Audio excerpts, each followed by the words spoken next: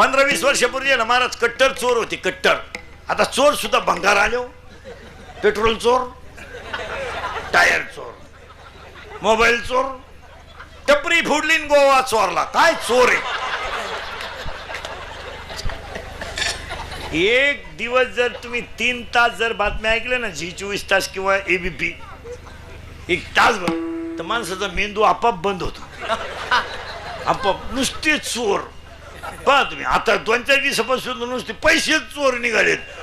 टपरी फोडायचं बंद झालंय आता. आणि ही लोक चोऱ्या करायला का लागली माहिती का महाराज? या हरामींना कमी कष्टात फुकाट खायची सवय लागली. आता हे मुलानं 2 तास कीर्तन वाजवलं, मी म्हणतो 1000 रुपये घेतले. काय गैर आहे? घामाचे आहेत,